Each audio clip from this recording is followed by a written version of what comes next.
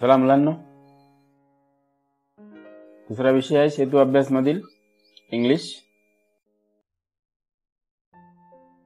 Day 18 वर्ग 3 class 3. यामध्ये काय शिकायचं आपल्याला? Speaking 2.8. Use preposition like before, after, in, on, near, before, after, behind, under याप्रमाणे. मग यामध्ये आपल्याला where is the ball, ball कुठे कुठे ठेवलेला आहे, प्रिपोजिशन ऑफ प्लेसेस हे शिकायचं आहे. आता आपण या ठिकाणी व्हेअर इज द बॉल म्हटलेलं आहे, मग बॉलच घेतला पाहिजे कंपल्सरी नाही. Where is the chalk, where is the pencil, where is the book असं पण म्हणता येईल. ओके. मग बॉल कुठे कुठे ठेवला आहे? Near the door. आपण हे पहिल्या वर्गात पण शिकलो, दुसऱ्या वर्गात पण शिकलो, आपण प्रॅक्टिस सुद्धा करून घेतलेली आहे पहिलीत असताना. व्हेअर इज शिवा, तुम्ही सांगत होते near the door. Where is ball, on the table सांगत होते की नाही? आठवते का? मग या ठिकाणी आपल्याला काही नवीन शिकायचं नाही. जे शिकलो त्याचा सराव या ठिकाणी करायचा आहे.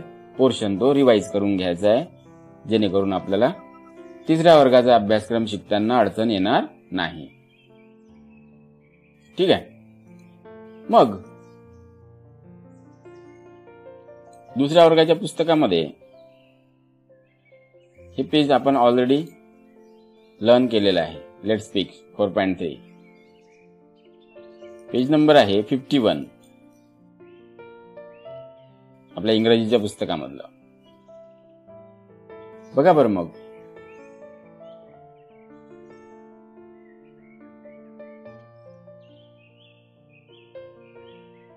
मदर, फादर आणि ही आहे गर्ल. आता मी वाक्य वाचतोय, तुम्हाला समजते का बघा. The little girl is sitting. He little girl बसलेली आहे. कुठे? याला म्हणतात preposition. Between her mother and father. Between म्हणजे च्यामध्ये, या दोघांच्या मध्ये. आता हे दोघं कोण आहेत? Mother and father. Between her mother and father. चला मी म्हणतोय, माझ्या मागे तुम्ही म्हणा. The little girl sitting between her mother and father. Video pause करा, तुम्ही म्हणून बघा. Next, second sentence. The duck is swimming with, च्या सोबत. कोणासोबत? कोणासोबत? हर डकलिंग, तिच्या पिल्लांसोबत. बघा, हे तिची पिल्ला आहेत. हा डक आहे, स्विमिंग करतोय विथ हर डकलिंग्स. पुन्हा वाजू एकदा. The duck is swimming. तुम्ही पण म्हणा. With her duckling.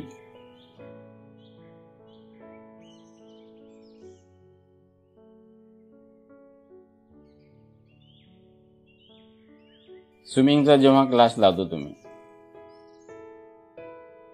पहिल्या वर्गात लावला होता उन्हाळ्यांच्या सुट्टींमध्ये, बाबासोबत स्विमिंग करत होते की नाही? मग त्या ठिकाणी काय म्हणाल? मग समजा तुम्ही स्विमिंग करत आहे बाबांसोबत. I am swimming with my father. I am marketing with my mother.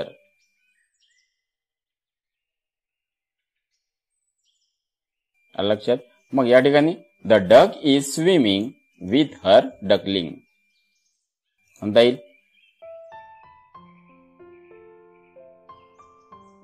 या ठिकाणी ट्रीज आहे. ट्रीजच्या वरून पक्षी उडताना दिसत आहेत.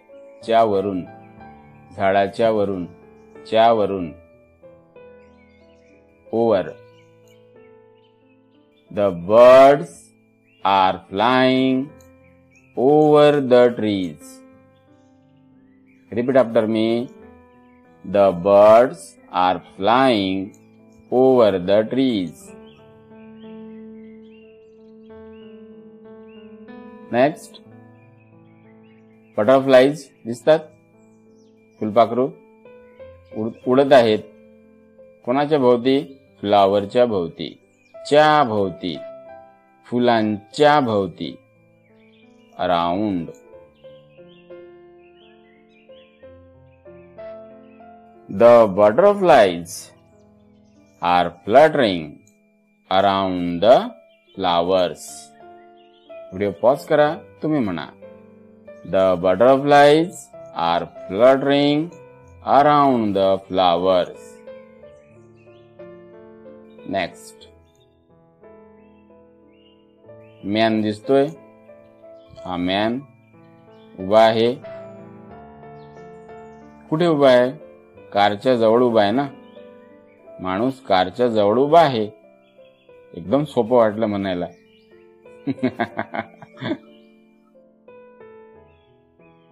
हे सुद्धा सोपं जाईल. The man is standing. म्हणा. Repeat after me. The man is standing near the car.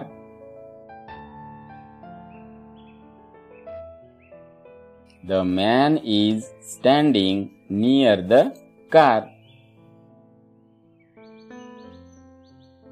तीच कार आता या झाडाखाली उभी ठेवली. झाडाखाली, झाडाच्या खाली, च्या खाली, under.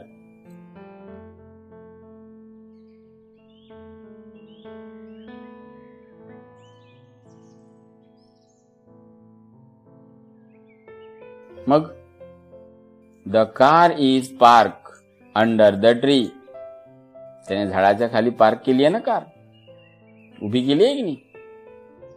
The car is park under the tree. काय? समजा आता या झाडाच्या खाली वंश बसला आहे. मग कसं होईल?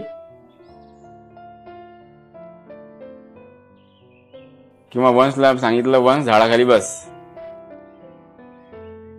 द वंश किंवा Vansh is sitting under the tree.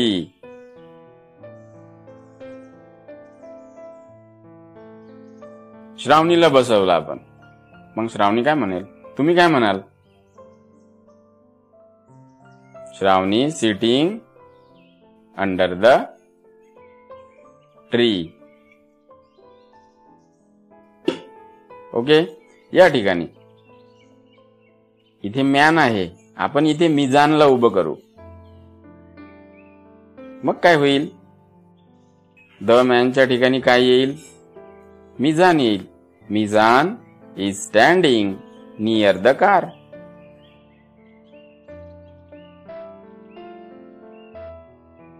Okay. चला पुढे. The boy is sitting by the stream. झऱ्याजवळ बसलेला आहे.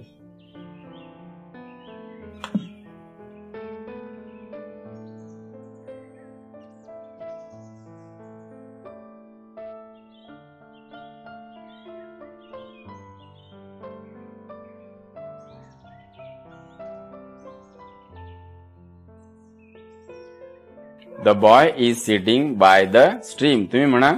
The boy is sitting by the stream.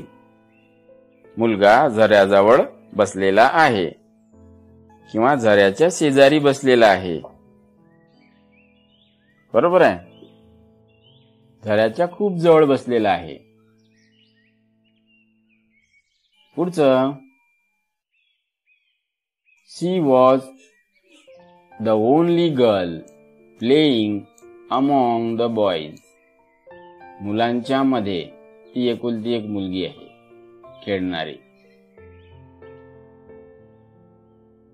She was the only girl playing among the boys. Repeat करायचं आहे. मग या ठिकाणी आपण कुठले कुठले प्रेपोजिशन शिकलोय? Between, with, over, among, near, under, by, around. Look and say, पहा आणि म्हणा. पुन्हा एकदा सांगतोय. Between, with, over. मी जेव्हा वाचत आहे तेव्हा तुम्ही पण म्हणत चला. Among, near, under, by, around. ठीक आहे. मग येऊया आपल्या सेतू अभ्यासक्रमाकडे. आता या ठिकाणी बघा पिक्चर दिलेला आहे. कॅट आहे, टॉर्टॉइज आहे, डॉग, काऊ, रॅबिट. इथे पण कॅट आहे. झाडावर बघा मंकी दिसतोय. इथे स्पॅरो आहे. मग या ठिकाणी सांगा बरं, where is the cat? In the box. तुम्हाला काय सांगायचं आहे? In the box. Where is the rabbit? Behind the ball. आहे की नाही? बॉलच्या मागे लपलेला दिसतो ना, च्या मागे, behind the ball. Where is the tortoise? In the hut. Where is the monkey? On the tree. Where is the cow? Behind the tree. नाहीतर मग याला आपण अंडर द ट्री सुद्धा म्हणू शकतो. पण आपण हे चित्र असं बघतोय फ्रंट साइडला या ठिकाणाहून, तर आपल्याला ती झाडाच्या मागे दिसते. पण ती झाडाच्या खाली सुद्धा आहे. मग एखादा मुलगा म्हणेल सर अंडर द ट्री, त्याचं चुकलं का? मग त्याचं सुद्धा बरोबर आहे. इथे sparrow. Where is the sparrow? On the wall. समजलं? आणखी सरावासाठी या ठिकाणी बघा हे दिलेलं आहे. प्रेपोजिशन दिलेले आहेत वेगवेगळे, जे आपण हे वाचले ना आता. Near the, under, by, around, among, over, with, between. बघूया. आता मी तुम्हाला प्रश्न विचारतोय. Where is the ball? तुम्हाला सांगायचं आहे बिहाइंड द बॉक्स. पहिल्यांदा आपण याचं वाचन करून घ्यायचं का? मग बरं, पहिल्यांदा वाचून घेऊ. बिहाइंड. मग जेव्हा तुम्ही मला आन्सर सांगाल तेव्हा काय म्हणायचं आहे? Where is the ball? Behind the box. हा कोण आहे? बॉक्स. हा कोण आहे? बॉल. ठीक आहे, ज्याला आपण बॉल म्हणूया. मग बिहाइंड, इन फ्रंट ऑफ, बॉक्सच्या पुढे, नेक्स्ट टू म्हणजे बॉक्सच्या जवळ किंवा बॉक्सच्या शेजारी,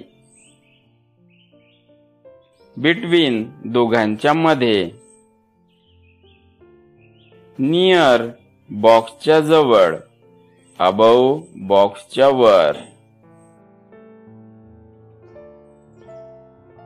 आणि लास्ट लाईन मध्ये आहे बिलो बॉक्सच्या खाली, इन बॉक्सच्या मध्ये, बॉक्सच्या आत, ऑन बॉक्सच्या वर. ठीक आहे, चला विचारू का मग तुम्हाला प्रश्न? सांगता येणार का मग तुम्हाला? घेऊ का सराव? चला सांगा बरं मग. हे फर्स्ट, हे बिहाइंड आहे. तुम्हाला सोपं जावं पहिला प्रश्न म्हणून मी सांगतोय. Where is the ball?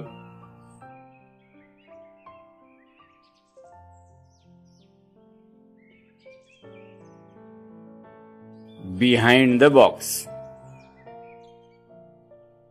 Where is the box? Sorry, where is the ball? In front of box. Where is the ball? Next to box. Where is the ball? Between the boxes. किंवा between two boxes. Where is the ball? Near the box. Where is the ball? Above the box. आलं लक्षात? Where is the ball?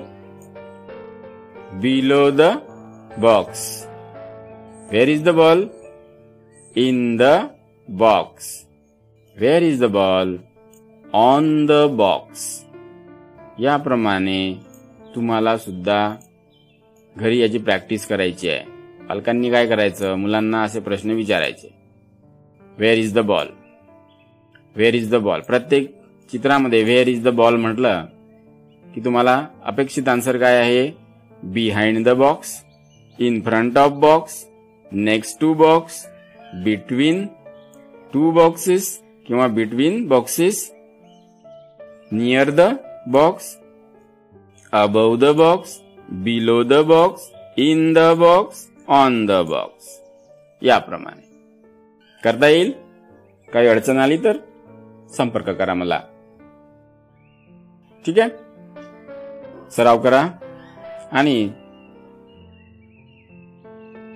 ताईने विचारा किंवा मग तुम्ही सांगा, दादा तू मला विचार वेअर इज द बॉल, मी तुला उत्तर सांगतोय.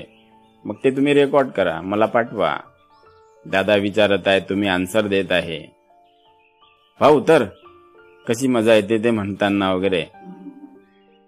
म्हणता म्हणता आपला सराव पण होईल, अभ्यास पण होईल. ठीक आहे बेटा. मग याचा एक ऑडिओ मला पाठवा. आणि व्हिडिओ पुन्हा पुन्हा बघा. ही वाक्य सुद्धा वाचण्याचा प्रयत्न करा.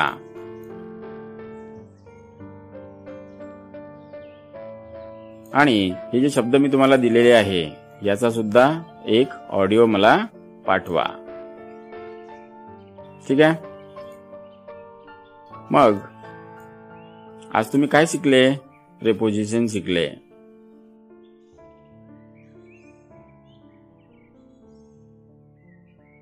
To understand the meaning of preposition word through the action, act.